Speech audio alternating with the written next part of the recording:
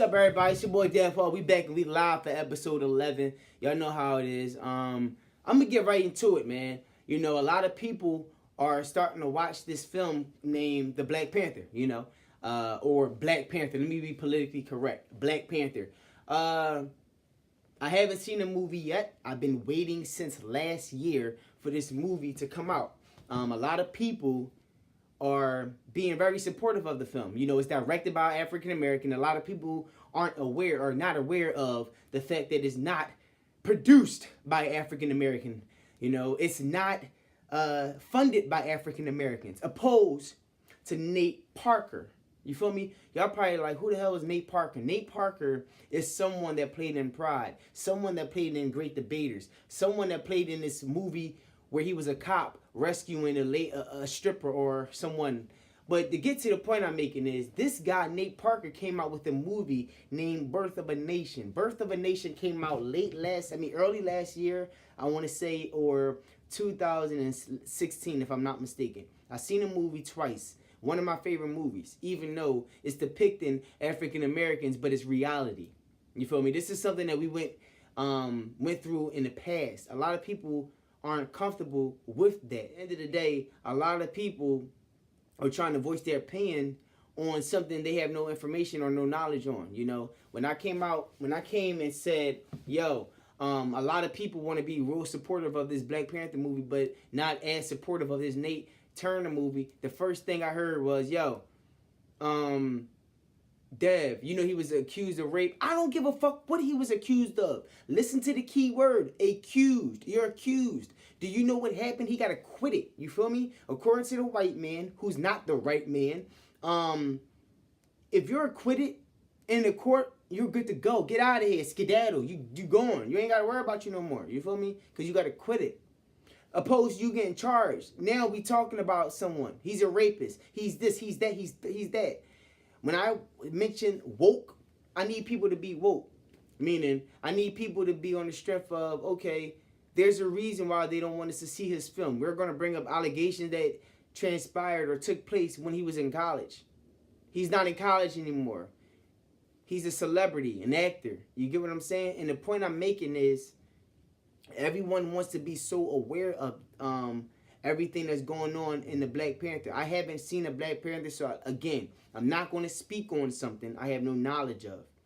But I know people that seen the Black Panther and saying, yo, it's real informal. You know, at the end of the day, it's just letting us know who we were as people growing up in Wakanda, you know, and how Wakanda is like the heart, you know, and we have to protect that. Like I said, I don't want to speak on something because y'all probably looking at me like, Odell, what the fuck are you talking about? This is not the story and this, that, and the third. When I watch the movie, I'm going to come out with a review of the Black Panther. But other than that, I'm not doing that because it's not genuine and it's not real for me to be speaking on something I have no knowledge of. Now, I was on my page today and I just made a post up. You know, someone had put a post up basically saying, yo, Nate Turner didn't have many supporters.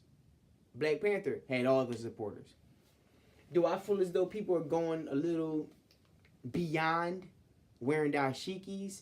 Do I feel as though people are going beyond putting the Black Panther fist up or the Black Power fist up? Do I think that? I don't. I don't think they're doing too much by putting the Black Panther fist up or the Black fist or power, you know. You know, cause I got that tatted on me. You know, that's real Black Power shit. Like, I need to let people know with this Black. You feel me? Let me show you some of these people. You feel me? Like, you feel that? That's Black Power, man. You feel me? Now, I gotta show people that shit. Because a lot of people who don't know me, only through the gram, just be thinking I'm be talking this to talk that shit. When I say pro-black, I'm buying anything that is beneficial for me. If I see someone that's black doing something, you see this shirt right here? You see this shirt right here? It's all grind. It's all from the grind. If I know someone personally selling shit and it looks good to me and it's at a reasonable price, I'm going to support you, nigga. Yo, you my man. And I know you personally and I see you doing something good, I'm going to support you. Versus the person I don't know. That's pro-black. Anything that's beneficial, helping a black man out, putting some money in his pockets, that's pro-black. You know, you're sticking with your people, that's pro-black. That don't mean that you're anti-white. You just stick to your roots, just like the white, the Koreans, anybody else that normally do it. They normally stick to their roots and be very supportive of that. We're not supportive of our kind, and it irritates the shit out of me that we're not. You know, a young lady on my page was basically indicating that I wasn't being politically correct, or I was talking like I didn't know what the fuck I was talking about, and things in that sort.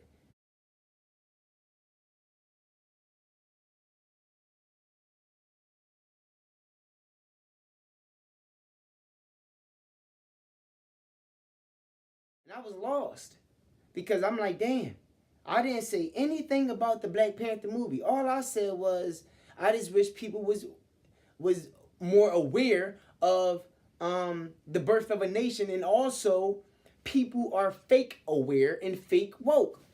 So you mean to tell me something that's fictional?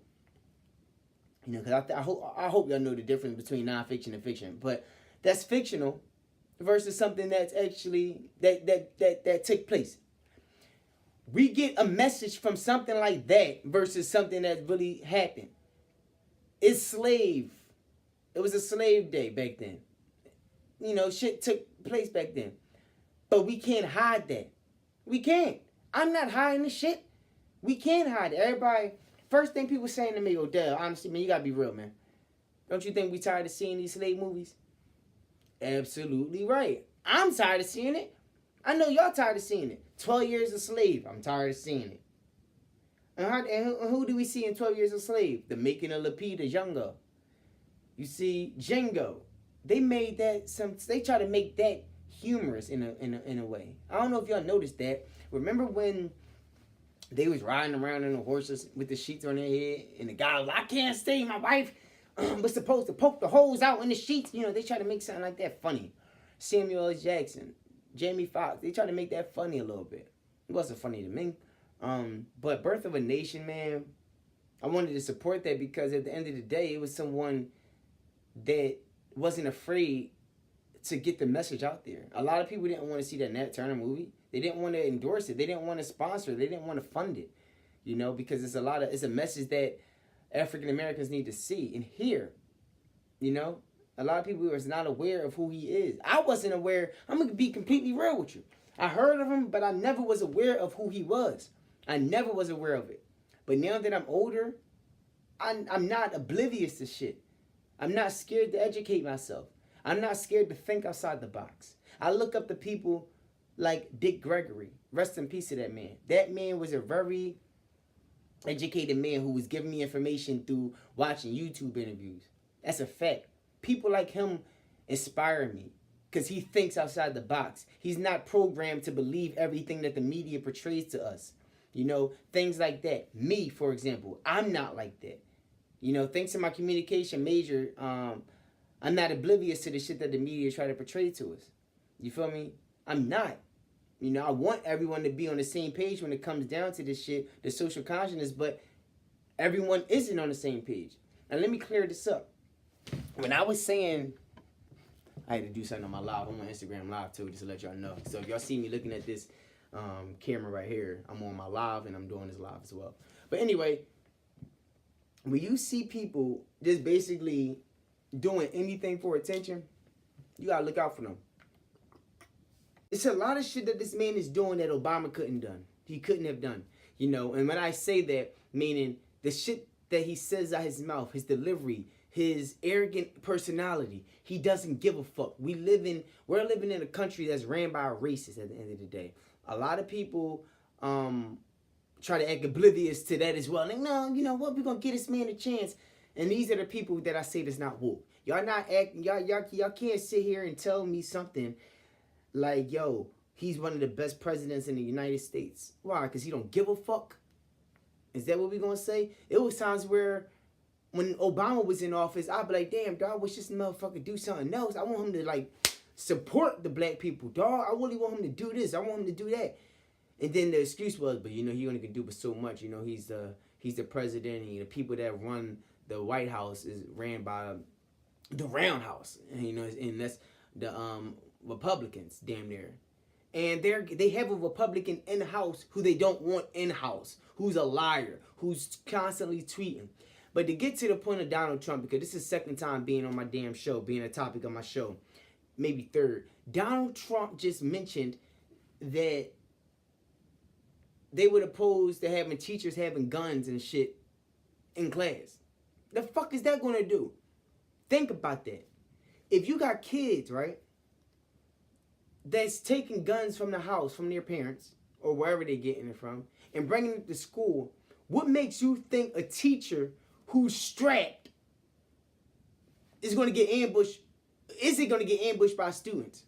You still got those corrupted students that's in the classroom without a strap. But now you have a teacher that's with a strap that may be accessible. The teacher might be caught slipping, leaving the gun right in the desk when he or she going to the bathroom break. Guess what? Lil Maddie got access to the damn desk with the key, picking the lock, everything. These young boys are smart nowadays.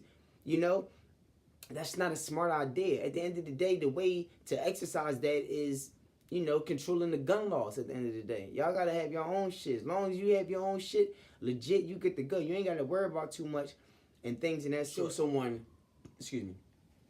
You show someone that's basically having a fucking killing spree down Florida. 17 people killed with an AR-15. This is AR-15. This is something that I think a lot of people should be aware of. The Sandy Hook shooting, AR-15. I hope y'all remember that story when they was explaining that the guy didn't have a gun on him, then he left the gun inside the truck. Of this trunk. And then they said that they found him in the woods with the gun on. Like, they was making up so many different stories pertaining to the Sandy Hook shooting. Now, to this shooting, strictly 17 dead. Rest in peace to those people. And a couple people injured. Young boy, I don't know how old he is. I believe he's 19. They saying that the man had problems growing up. Young boy had problems growing up. The cops was over his crib, I want to say, 30 times in the span of a year, if I'm not mistaken. I don't think I need to say more. Let that would have been a black guy. Automatically killed. Shot on scene. On site, actually. Excuse my language. He would have been shot on site. You know, it's crazy because the next day, I believe, a paper had came out, you know, surfacing the internet and the United States, and it had a black man, the mugshot, I believe, and the headline was, you know, he's a cop killer. A cop killer. He killed one person, right? You got someone else that killed 17 people, yo. Young boy killed 17 people. Main man just relaxed in the damn, like, he just relaxed, like, with a smirk on his face, looking at the intercom, talking to the judge or whatever. Like, nigga, come on, man. I don't be getting this shit, dog. I don't. Like, young boy should be getting the death penalty, dog. As simple as that. I don't wish death upon no one at all. At all. Even my worst enemy. But 17 people, high school students, yo. You just fucked everyone's life up, yo. And at the end of the day, young boy was kicked out of school. He's a troubled child. Like, just because you got kicked out don't mean you're a troubled child. But the pattern that follows him indicated that he was a troubled child. And to fix that, you gonna have guns in the school? Come on, man. That shit gonna rub parents the wrong way. The NRA, man, I don't know. They ain't gonna let them damn gun laws down. They not. A lot of people need to feel protected with their gun. And, you know, it's a crazy world. Everybody need their strap, but at the end of the day, I feel as though it need to be more, you know, thorough background checks. You know, something that's really kind of difficult for you to obtain your license and receiving a gun. That's real rare. LeBron James came out with this statement not too long ago, said it's amazing, and he wasn't saying it in a good way, it's amazing how someone can buy a gun before they purchase a beer. Think about that. You could buy an AR-15 before you can buy a beer. Think about that. I know y'all probably like, damn, I didn't even know that, or damn, how the fuck? Like, I know y'all thinking that, because I'm thinking that. Like, how? How, Sway? How? Like, you gotta look at that, man. You have to look at that type shit. But I want to speak on this. This was the main topic of the show, for real, for real. because a lot of people altered my show by bringing up topics that I didn't even think was going to be a topic. But I'm sure on that. The Danny Garcia fight versus Brandon Rios that took place this past Saturday, yo. Danny Garcia finally made his return back to the ring off his hiatus from the loss of who? Who? Oh, his name is Keith Thurman. Keith Thurman, who's a nut to me. And I was rooting for him against Danny. He's a nut, but to get back to this Danny Garcia fight, Danny had a good fight with Brandon Rios. It was a great fight going up into the 9th round. I wanted to say going into the 9th round, it was about 3 to 5. I want to say, or 3 to 5, or you could say 4-5. You know, I mean 4-4. You can say 4-4. You know, you can say one of those. To be honest with you. Like, they was both delivering punches. You know, Danny started the fight off very well. The first 3 rounds, he was doing his thing, filling the boxer out. He was more aggressive than he typically is at the beginning of the fight. Brandon Rios, he looked like he was fatigued early in the fight, but around like the 6th, 7th round, he started turning up. Like, I don't know what happened. He got caught slipping with that right, that overhand right. It was a counter punch. It's exactly what it was. You know, he threw a lousy jab. Brandon Rios threw a lousy jab. And then Danny he hit him with the swift counter. Bang. Hit him with the counter. And damn near broke the man's face. I mean, he did that. I was just looking like, yo, oh my God, did y'all just see that shit?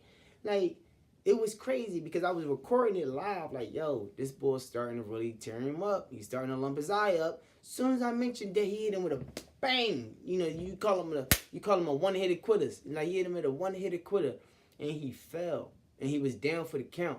I was just sitting here thinking to myself, like, shit, imagine if I got shot like that, like, boom.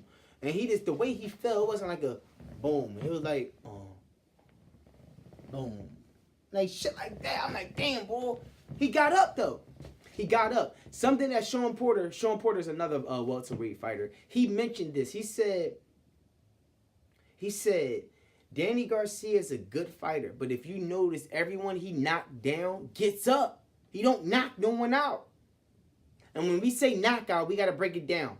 Knockout, meaning you can't get up at all on your own power, or you getting up after the count. Versus a technical knockout. Technical knockout, that's it. That's the ref. The ref is like, no, that's it, man. You know, you got to make a home to your kids and shit. We don't want you to be looking like the boogeyman going into the house, so we're going to stop the fight. That's it. So I'm like, all right, cool. Brandon Rios, I think the fight could have went, a little longer than that, to be honest with y'all. At least the 12th round. You know, this is a good fight. And I didn't like that they called that short.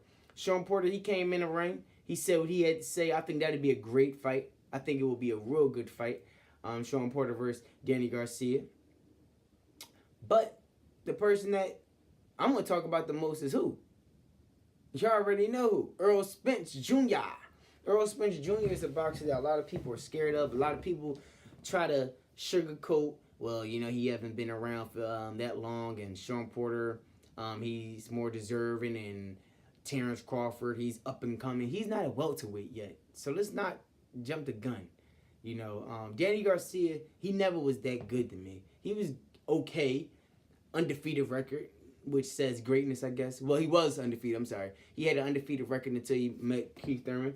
But Danny got exposed multiple times. He got exposed in Puerto Rico when they gave him that fight. He was a bigger name. He got exposed against Lamont Peterson. Lamont Peterson was whooping his fucking ass. They gave it to him. I don't know why they gave it to him, because their names was about equal at the same time.